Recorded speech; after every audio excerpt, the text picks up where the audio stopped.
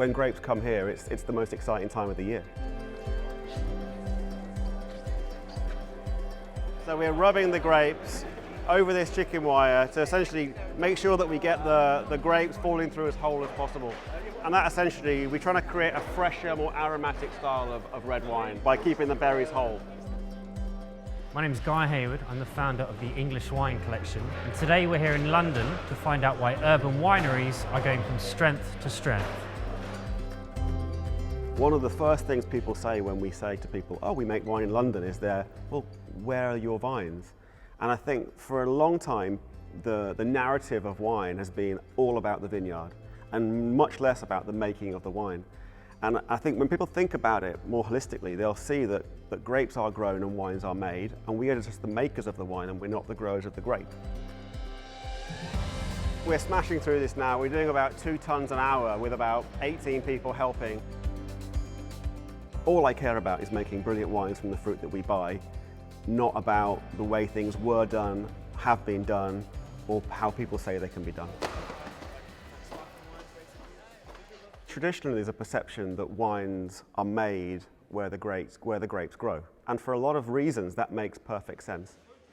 With grapes, you've only really got a few days, as long as you keep them cold, to make a brilliant product out of those raw ingredients. And so, for a long time, making wine at the vineyard or very close to the vineyard has made an awful lot of sense.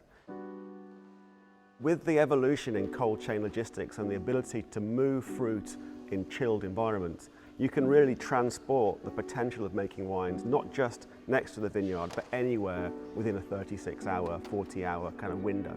And that's really what's enabled urban wineries like us to move forward.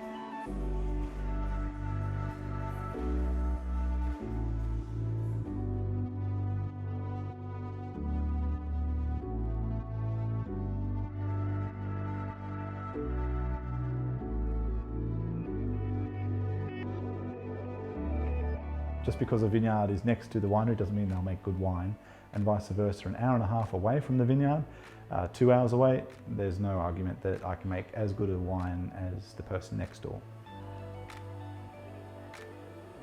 Chardonnay straight from the press, super acidic.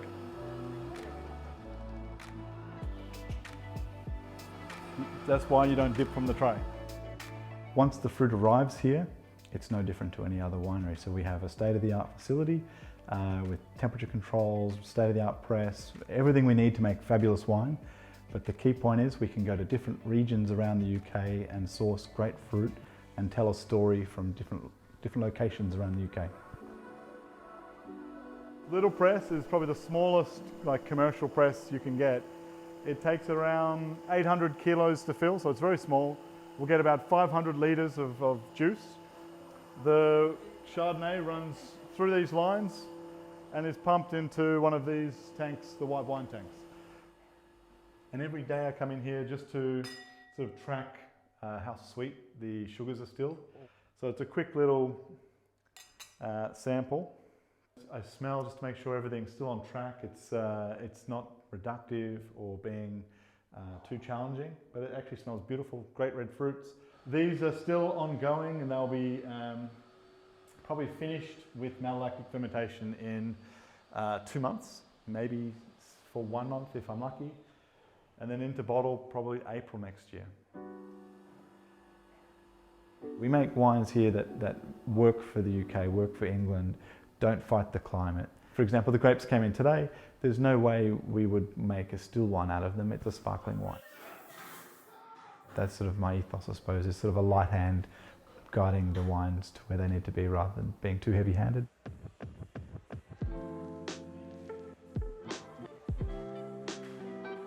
Our philosophy here is to buy brilliant grapes from all over the UK and Europe and make innovative new styles of wine. Today we've got 7 tons of Nero de Troia come straight in from Puglia. We know that we picked those grapes slightly early, we had slightly higher acidity, and we're going to make a very different style of wine to a traditional Southern Italian Nero de Troia style. So, this is what we live for. We get communication from the vineyard all through the growing and harvesting period, so we kind of know what to expect when the fruit comes in terms of sugars, acidity and quality. But you always get the odd surprise. So getting fruit on the day always changes how you may make those wines. You may have a preconception of what wines you want to make, but then when you actually see the fruit, that sometimes changes.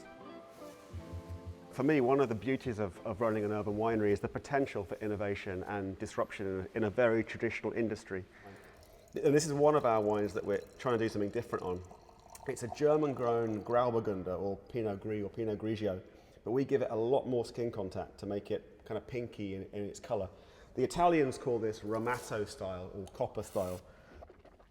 And for me, that's what I love about the urban winery environment. You know, we don't have appellation rules here in London. We're not guided by the Burgundy policymakers that tell us we have to make a Chardonnay a certain style.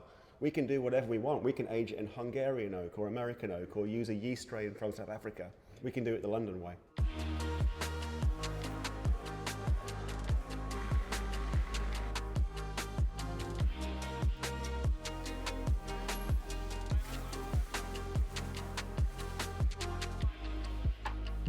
I think the future of urban wineries, especially in the UK, is only going one way, which I hope is up.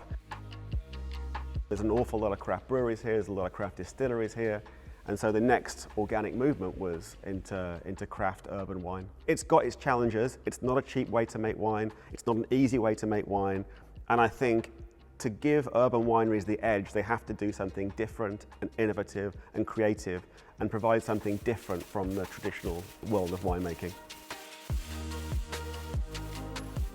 Wine is just a wonderful world to be involved in. It's full of lovely people who generally do it because they love it. Well, we've just done about just over 4 tons, so we're just over halfway through our grape processing.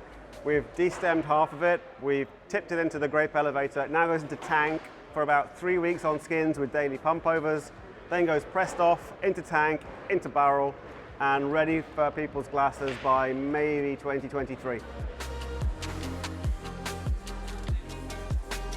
You can make brilliant wines in a city if you put your heart and your soul into it.